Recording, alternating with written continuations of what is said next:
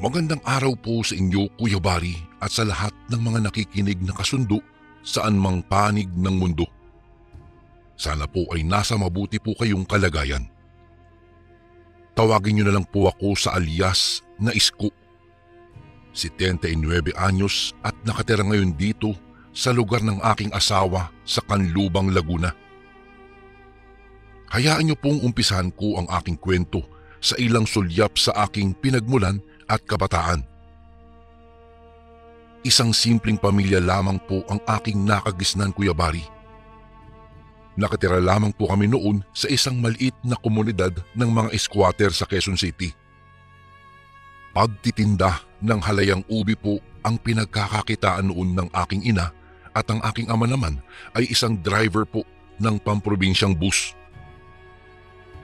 Ang komunidad na kinalakihan ko po ay maihahalin tulad ko po, Kuya Bari, sa isang malaking gubat na punong-puno ng mga mababangis na hayop. Sa lugar naming iyon noong kabataan ko ay patibayan ng sikmura at matira ang matibay. Palibhasa po kasi ay doon yata naipon ang mga taong labas-pasok sa kulungan na bagamat hindi na wanted sa batas ay hindi naman kakikitaan ng pagbabagong buhay. Sa halip ay parang ipinagmamalaki pa nga nila na sila ang mga dating preso na kinatatakutan dati sa bilibid. Tila ba naging lisensya pa nga ito para maging siga at mapang-abuso ng mahihina na tulad ko po noon. Bata pa lamang po ako, Kuya Bari. Alaga na akong pagkatuwaan ng grupo ng aking kababatang si Paking. Palibhasa, ang ama nito na dating preso ay kilalang kilabot na siga sa aming lugar. Nasa elementarya pa lamang kami noon, madalas na po ako nitong kikilan ng aking baon. Nag-iisang anak po kasi ako, Kuya Bari, kaya kahit isang kahig, isang tuka ay medyo angat kami kumpara sa iba naming kapitbahay noon. Kaya marahil mainit ang mga mata ng ilan sa mga kapitbahay namin sa amin, lalo na itong si Paking. Ngunit kahit po lagi akong inaabangan ng grupo nito para agawan ng aking baon ay hindi po ako pumapalag. Iniisip ko kasi ang mga bili ni tatay at ayoko rin namang mapasubo rin sa away ang tatay ko. Lalo at kinakampihan ni Mang Licorio ang kanyang anak kapag ka nang aargabyado. Tinitiis ko na lang po noon ang lahat kahit madalas ay umuuwi po akong punit ang uniforme ko at madalas na may putok sa kilay. Ang akala nga ng nanay ko noon ay lagi akong nakikipag-away sa labas ng eskwelahan. Hanggang sa aming paglaki ay hindi po nagbago si Paking, Kuya Bari. Mas lalo pa nga itong naging siga dahil nagkaroon din ng sarili niyang mga bataan kalaunan. Hindi ko alam noon kung bakit ito inis na inis sa akin. Inis na dinala hanggang sa kami ay magbinatilyo. Nasa unang taon na ako ng aking pag-aaral sa kolehiyo nang sa wakas ay natimbog ulit ang ama ni Paking at nabalik sa bilibid. Kung kaya't pansamantalang naging matamlay ang grupo nito dahil wala ng resback na ipinagmamalaki. Kaya't pansamantalang naging malaya rin ako, Kuya Bari, na makagala, papasok at palabas ng aming looban nang walang dapat iwasan.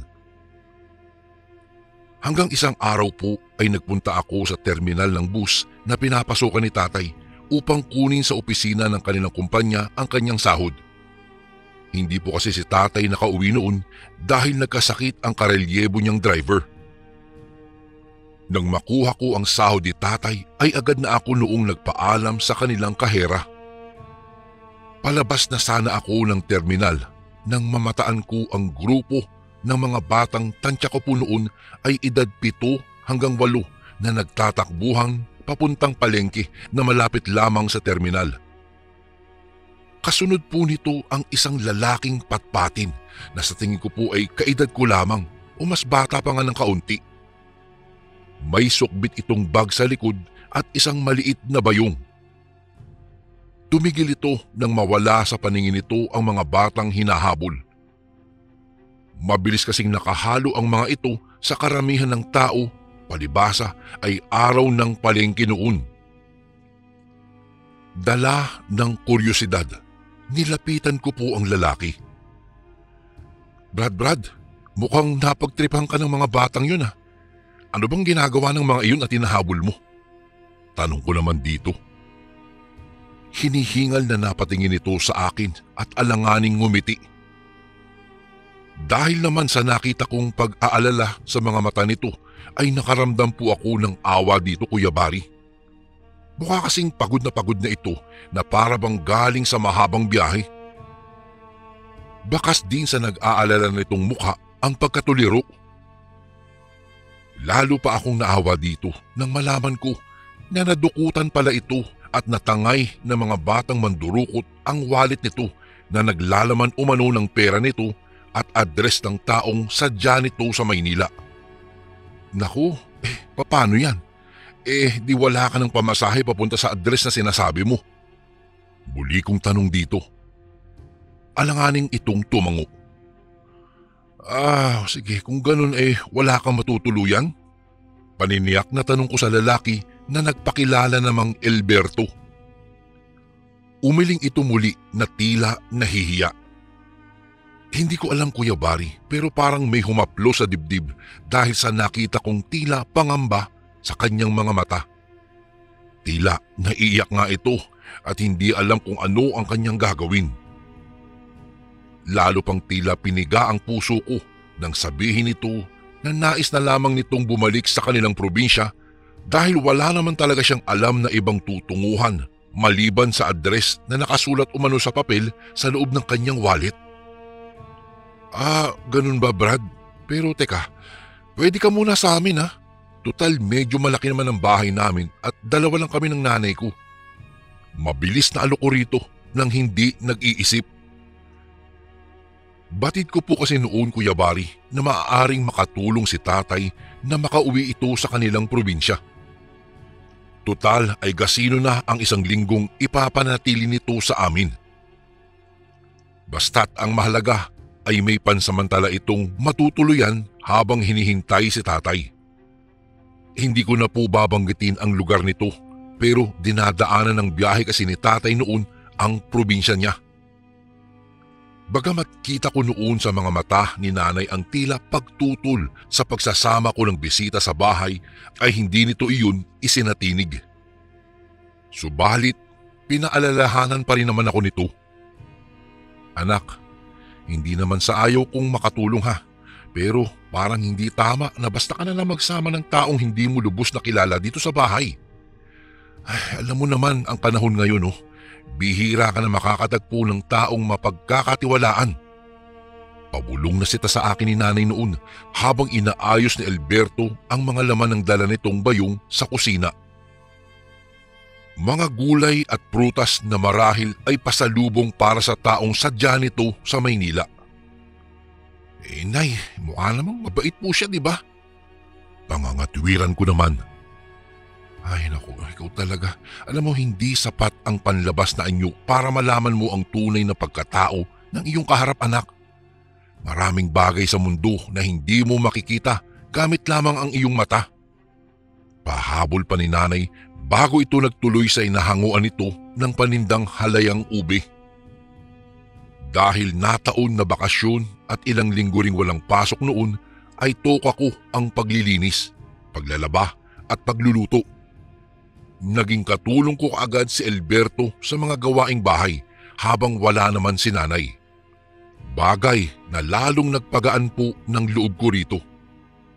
Hindi na rin naman ako sinita ulit ng nanay ko tungkol sa isinama kong bisita sa bahay ng mga sumunod na araw. Masipag po kasi ito at may pagkukusa. Hindi rin ito basta nangingialam ng gamit at mahusay ito sa gawaing bahay. Ngunit simula po nang dumating si Alberto sa amin ay nagkaroon ng mangilan-ngilan na kakaibang insidenteng mahirap po ipaliwanag sa aming looban. Isang gabi kasi noon, Kuya Bari, may namataan umanong malaking asong itim sinamang doming sa ilalim daw po ng aming bahay. Halos lahat po ng bahay sa amin ay may silong. Noong mga panahong yun, kasi ay parang ganoon ang usong-usong mga bahay, Kuya Bari, lalo sa mga squatter. Nang sumunod na gabi naman ay nakarinig daw ang asawa ni Mang Goryo ng tila mga kaluskos at maririing yabag ng tila hindi mawari kung pusa ba o tao sa bubungan nila. Akala raw nito ay magnanakaw. Ngunit nang labasin umano ito ni Mang Goryo, dala ang paltik nito, ay nanlaki umano ang mga mata nito nang makakita ng malaking ibon sa ibabaw ng kanilang bubong. Bago pa man niya nakalabit ang gatilyo ng baril nito, ay biglang tumalon pabulusok sa silong ang malaking ibon na ito at nawala na lamang daw ito sa dilim. Ano kaya yun? Hindi kaya may aswang na dito sa lugar natin? Abay, biruin mong ang laking ibon nun. Pagkatapos mawawalang sukat na lang. Saka saan pwedeng manggaling yun walang kakahuyan dito na malapit sa atin. Narinig ko noong saad pa ni Mang Goryo habang nagkakape ito sa tapat ng bilihan ng almusal. Naku, Mang Goryo, hindi na maglalakas loob ang aswang pumasok sa looban natin. Baka siya pa ang kaining buhay ng mga siga dito sa atin. Natatawang sabat naman ng isang bumili rin sa tindahan. Hindi lang po ako kumibo noon, Kuya Bari, pero ewan ko ba kung bakit parang bigla akong nagduda sa pagkatao ni Alberto dahil sa mga pangyayaring iyon. Sa kadahilanang may mga kakaiba po kasi ako talagang napapansin kay Alberto kahit nung unang araw pa lamang nito sa amin. Hindi ko lamang ito pinag-ukulan pa ng pansin. Dahil hindi po kasi ito makatingin ng tuwid kapag kinakausap ng nakaharap sa kanya. Lagi po itong nakaiwas ng tingin o kaya ay nakayuko. Nung una, iniisip ko lang marahil ay dahil mahiyain ito. Isa pang napansin ko po rito noon ay parang kay linaw ng mga mata nito sa dilim. Iniisip ko na rin lang na baka sanay kasi ito sa probinsya na walang ilaw. Ngunit isang araw po noon, Kuya Bari, isinama ko itong bumili ng ulam sa tindahan. Tulad ng mga nakaraang araw kasi ay kaming dalawa lang naman uli sa bahay. Sa kamalasan ay muli na namang nagkaipon-ipon ang grupo ni Paking sa dati nitong tinatambayan. Sinalakay ako ng kaba noon dahil alam kong kukursunadahin na naman ako ng mga ito. At hindi nga ako nagkamali, Kuya Bari. Pagtapat namin sa mga ito ay agad kaming hinarang ng isa sa mga kasama ni Paking. Uy, may kasama ka pala. Ito ba yung pinsan mo daw na patpating? Baka ito yung dinadalaw ng aswang dito at mukhang may TV pa yata ito Bungad nito sa amin. Napansin kong tumiim ang anyo ni Alberto. Hindi ako kumibo noon sa takot na baka lalong magalit ang grupo ni Paking. Hindi ko gusto na madamay pati ang bisita namin. Ganoon pa man, hindi nakaligtas sa pansin ko ang matalim na tingin ni Alberto sa grupo ni Paking. Kahit nakayuko ito, ay pailalim nitong tinititigan ang grupo ni Paking na waring isinasaulo ang mga mukha nito. Napaatras ito nang bigla akong hawakan sa buhok ng isa sa grupo. Saka nakangising lumapit sa amin si Paking. Walang sabi-sabi na sinikmuraan po ako nito. Halos pangapusan ako ng hininga na agad na napalupasay sa lupa. Tila hindi pa ito nasiyahan ay sinapok pa ako nito sa bandang tenga. Saglit na tila nawalan ako noon ng pandinig, Kuya Bari. Nakita kong naghahalakhakan ng grupo nito bago nagsibalik sa kanilang inuman. Kinuha pa nga ng mga ito ang sukli ng perang pinambili namin ng ulam. Kuya, laging ganyan ba ginagawa sa iyo ng mga yan? Bakit hindi ka lumalaban? Tingin ko matapang lang naman ang mga iyon dahil magkakasama. Subukan mo kayang paduguan ng isa sa mga iyon at tiyak ko magpupulasan iyon ng takbo. Ani ni Alberto habang tinutulungan akong tumayo. Muli pa nitong tinapunan ng matalim na tingin ang grupo ni Paking na nagtatawanan pa rin. Nagulat naman ako sa sinabi nito. Alberto, hayaan mo na. Huwag mo na lang pansinin yun. Sanay na ako sa kanila. Wala akong mapapala kung papatulan ko ang mga iyon dahil mga patapon ang mga buhay nila. Masisira lang ang kinabukasan ko dahil sa kanila. Ani ko naman dito. Kahit saan pala talaga may mga halimaw. Iba-iba lang ang anyo. Ang mga tulad nila ay hindi dapat pinatatagal ang buhay. Ani nito na bahagyang nagpatindig sa aking balahibo, Kuya Bari.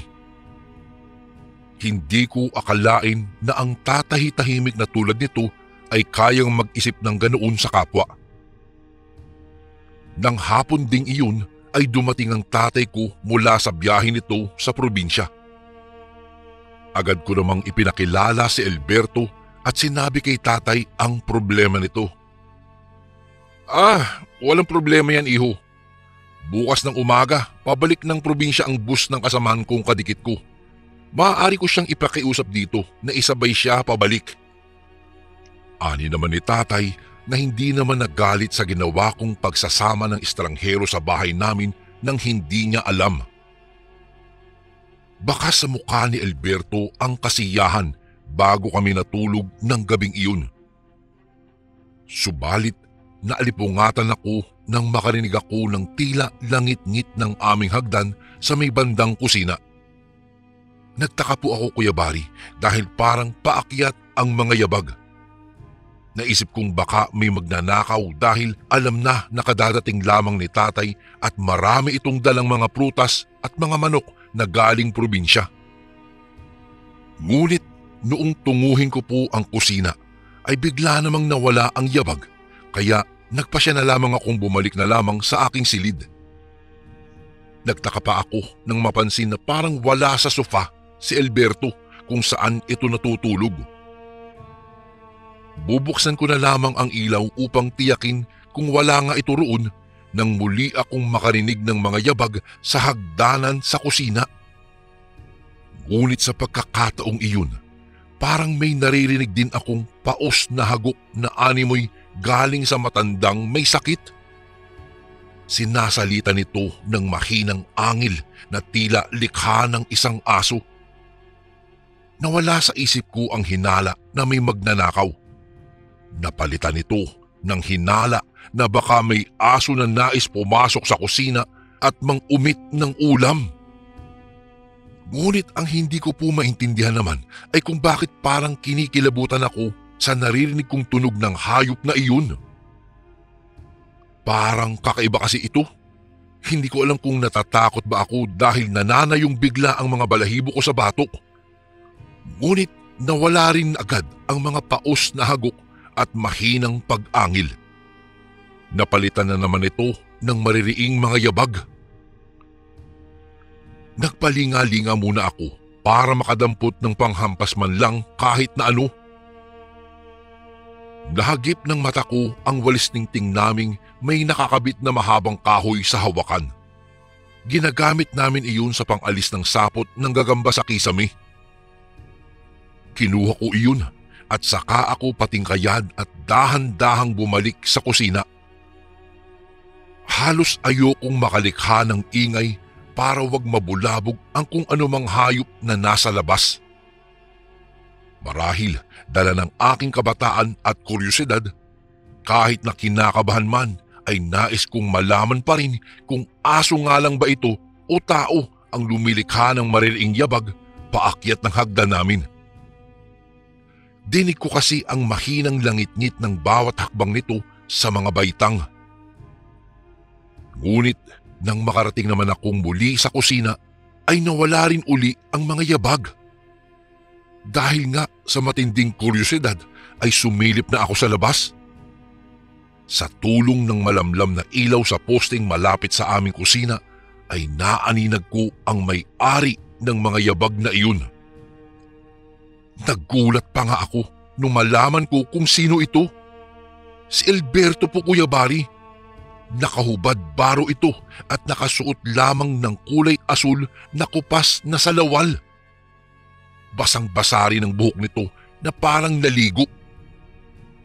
Agad kong isinandal sa gilid ng pintuan ang daladala kong walis.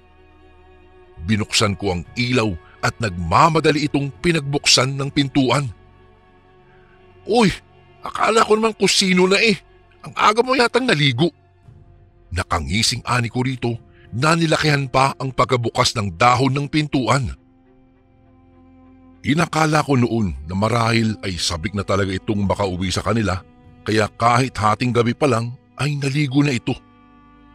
Ngunit nagtaka ako nang nanatili lamang itong nakatayo sa baitang ng hagdan sa tapat ng pintuan na nakatingin sa akin. Muli ko nakita ang pagkatuliro sa mukha nito tulad ng una ko itong makita sa terminal. Naging mailap din bigla ang mga mata nito nang titigan ko, ngunit hindi pa rin ito humahakbang papasok sa kusina. Inisip ko na baka naririnig din ito ang paos na hagok kanina na parang naghihingalong matanda, kaya parang natigilan ako. Tingin ko nga noon ay para itong namumutla dahil sa nerbiyos. Panay na lang ang tikhim nito na waring biglang nagbara ang kanyang lalamunan. Pareho pa kaming nagulat nang biglang lumabas sa silid nila si tatay at sinita kami. Sa gulat ko nga po, Kuya Bari, ay natabig ko ang walis na isinandal ko muna pabaliktad sa tabi ng pintuan. Hindi nakaligtas sa pansin ko nang tila nakahinga ng maluwag si Alberto at mabilis na humakbang papasok. Anak, maaga pa. Tulog ulit kayo para hindi puyat si Alberto bukas sa biyahe niya. Wika ni tatay sa amin bago nagbalik sa kanilang silid ni nanay. Napapaisip na nasundan ko na lamang noon ng tingin si Alberto habang tuloy-tuloy itong pumasok sa sala.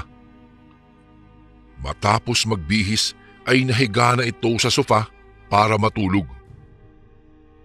Kinaumagaan ay maaga kaming nagising dahil sa ingay ng mga nagkakagulong mga tao. Sumilip ako ng aming bintana para alamin kung ano ang pinagkakaguluhan nga ng mga osyusero sa amin.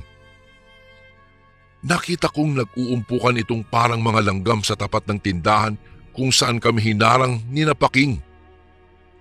Tanaw kasi mula sa bintana namin ang tindahan na paboritong tambayan ng mga ito para mag-inuman. Nakita ko rin ang ilang unipormadong PC na tila may iniimbestigahan. Ang ganoong eksena, Kuya Bari, ay hindi na po bago sa amin. Madalas naman talagang may maghanap na krimen at patayan sa aming lugar noon. Pero hindi ko naiwasang hindi kilabutan sa nakita ko nang lumapit ako at makiusyoso na rin. Nakatiwangwang kasi sa tapat ng tindahan ang wala ng buhay na katawan ni Paking at ang tatlo pa nitong mga kasama. Ang isa sa mga ito ay nakasampay pa ang mga bituka sa sandalan ng inuupuan nilang pwesto. Butas din ang leeg nito na animoy nginat-ngat ng malaking aso. Ganoon din ang bangkay ni Paking at ng katabi nito sa upuan na parang inalisan pa ng puso at atay. Parang doon na rin mismo ang mga ito inabutan ng kamatayan at hindi na nakatayo pa. Dilat din ang mga mata ng mga ito na parang nakakita ng nakakasindak na bagay bago nga ito nalagutan ng kanilang mga hininga. Ang isa naman sa mga ito ay tila dinukot ang mata sanhi upang mabutas ang ulo nito. Noong tanungin ng mga PC ang may-ari ng tindahan kung walang kakaibang narinig ay wala itong isinagot kung hindi iling lamang. Wala raw kasi itong narinig na sigawan o nag-aaway ng gabing iyon, maliban sa mga igik at paos na pag-angil na tila galing sa isang malaking aso. Grabe, masyadong brutal naman ang pumaslang sa mga ito. Parang may personal na galit sa biktima ang mga sospek ah. Saad ng isang investigador. Tulad po ng marami, hindi rin ito naniniwala na isa lang ang salarin na tahimik na pumaslang kina Paking. Isa pa ang madalas na krimen sa amin noon ay harapang saksakan, tagaan at barilan. Unang beses po yun, Kuya Bari, na may natagpo ang mga bangkay na ganoon karimarimarim ang pagkamatay. Parang lutang ang isip ko noon na nagbalik sa bahay namin. Pagdating ko dun, inabutan ko na nagluluto si nanay sa kusina nang maipababaon kay Alberto. Hindi ko tuloy napigilan na hindi tapunan ito ng nagdududang tingin. Ngunit napansin ko na agad din itong umiwas din ng mga mata at nagkunwang hindi pansin ang aking pagsulyap sa kanya. Oh, ano nga ba yung pinagkakaguluhan doon sa tapat ng tindahan ni Merla, anak? Bungad na tanong ni tatay na kagagaling lamang maligo sa banyo sa baba sa labas ng bahay. Dinig ko may mga pisi na naman eh. Kay aga-aga namang mag-away at magpatayan ng mga tao rito talaga. Bulalas na duktong pa ni tatay. Tay, hindi po away. May misteryong salarin na pumaslang sa grupo ni Paking. Naku tay, kung makikita nyo lang po tay, lahat ho ay wakwak ang liig na animoy sinakmal ng malaking aso. Daig pa ho nito yung sinalaki ng aswang eh. Balita ko naman habang nakatingin pa rin kay Alberto na noon ay parang biglang nabalisa. Nakuha na ang mga bangkay at wala ng tao sa tindahan nang dumaan kami nila tatay upang ihatid si Alberto sa terminal. Ngunit nanatili akong nakikiramdam pa rin kay Alberto habang binabagtas namin ang daan palabas ng aming munting komunidad. Nakita kong tinapunan pa nito ng malalim na tingin ang upuang may bahid pa ng dugo ni Paking. Noong nasa terminal na kami, ay binulungan ako ni Alberto bago sumakay sa bus. Salamat sa lahat, Isko ah. Hindi ko makakalimutan ang kabutihan ninyo ng inyong pamilya sa akin. Sana maging matahimik na ang pagdaan mo sa tindahang iyon. Ngayong wala na ang mga halimaw ng syudad na grupo ng lalaking iyon. Usal nito sa aking tenga nang yakapin ako nito bilang paalam. Hindi ko noon maintindihan, Kuya Bari, kung bakit bigla ako kinutuban sa sinabi nito. Bahagyaring nanayo ang mga balahibo ko sa batok na parang bigla akong kinilabutan na di ko po mawari. Ilang araw nang wala si Alberto nang mapansin ko ang kamisetang nakasuksok sa isang hindi namin ginagamit na tabo. Agad namang bumangon sa akin ang matinding kuryosidad. Dinukot ko ito mula roon at binulatlat. Ganoon na lamang ang panlalaki ng mga mata ko nang makitang puno iyon ng natuyong dugo. Bigla ko naalala na ito ang kamisetang suot-suot ni Alberto ng gabing iyon bago natagpuan ang mga bangkay ng grupo ni Paking. Pakiramdam ko po noon, Kuya Bari, ay biglang nangapal ang ulo at mukha ko sa labis na kilabot. Kinakabahan akong dinala ang damit sa loob ng bahay. Inilagay ko iyon sa isang supot at itinapon sa basurahang malayo sa amin. Bigla kasi akong natakot na baka mapagbintangan kami o madamay pa sa ginawang investigasyon sa pagkamatay ni Paking. Kinagabihan, nagtanong ako kay nanay sa ilang alam nito tungkol sa aswang. Oh, bigla yatang naging interesado sa mga aswang ang anak ko. Di ba sabi mo noong maliit ka pa ay hindi naman totoo ang mga aswang? Ang sabi mo pa nga sa akin ay si Paking at ang mga tulad ng ama nito ang tunay na aswang. May himig panunod yung ani ni nanay sa akin. Ganun pa man, Kuya Bari, sinabi naman nito ang mga bagay na nais kong malaman. Ayon po kay nanay, iba-iba daw ang uri ng mga aswang. May iba na nakakapagpalit daw umano ng anyo ng hayop. May iba naman na nakakagaya naman ng mga hayop na unang makita ng mga ito paglabas ng bahay nito. Meron din namang iba na hindi daw talaga nakakapagpalit naman ng anyo. Gumagamit lamang ang mga ito ng hipnotismo para makita mo ang anyong nais nilang ipakita sa iyo. May iba na tuwing kabilugan lang ng buwan nakakapagpalit ng anyo. At may iba naman daw na nagpapalit ng anyo kahit kailan nito naisin. Iba-iba rin umano ang lakas at kahinaan ng mga aswang, Kuya Bari, ayon sa aking ina. May ibang aswang daw na naaapektuhan ng asin. Ang iba naman daw, yaong mga uri ng aswang na lupad o nakakalipad ay nabibigatan naman daw sa kalamansi at tanso. May ibang aswang din daw na takot naman sa buntot pagi. Mayroong uri ng aswang na dumudugo raw ang tainga sa tunog ng pinagkiskis na itak at sungay ng kalabaw. May uri daw ng aswang na hindi raw makahinga sa amoy ng sinusunog na buto ng kalumpunay at may aswang daw na takot sa walis tingting. Sa lahat po ng sinabi ni Nanay, Kuya Bari, ang panghuli ang nakaagaw ng pansin ko. Nay, paano takot po sa walis tingting? Napapaisip kong tanong sa kanya. Yun ba? Hindi kasi sila nakakapasok o nakakalabas ng bahay kapag may nakabaligtad na walis tingting sa pintuan, anak. Hindi sila makakadaan doon hanggat hindi naaalis ang walis tingting o nabubuwal. Bigla na naman uli ang pangingilabot ko, Kuya Bari, sa naging tugon ni Nanay sa tanong ko. Pakiwari ko, ay totoo nga ang aking hinala. Mukhang aswang yata ang naisama ko sa aming bahay. Naalala ko kasi na hindi makapasok-pasok si Alberto sa kusina ng gabing iyon dahil naisandal kong pabaliktad sa pintuan ang walis tingting na gagamitin ko sanang panghampas sa umaakyat sa aming hagdan. Hanggang ngayon po ay hindi ko mahanapan ng sagot ang mga tanong ko, Kuya Bari, ng gabing iyon. Ngunit ano't ano pa man ang totoo sa likod ng mga pangyayaring iyon ay tanging hiwaga ng mundo na lamang ang nakakaalam. Kuya Bari, dito ko na po tatapusin ang aking liham. Salamat po kung mapipili po ninyo ang aking kwentong karanasan. More power po sa inyo at naway lumawig pa ang naaabot ng inyong channel. Lubos na gumagalang.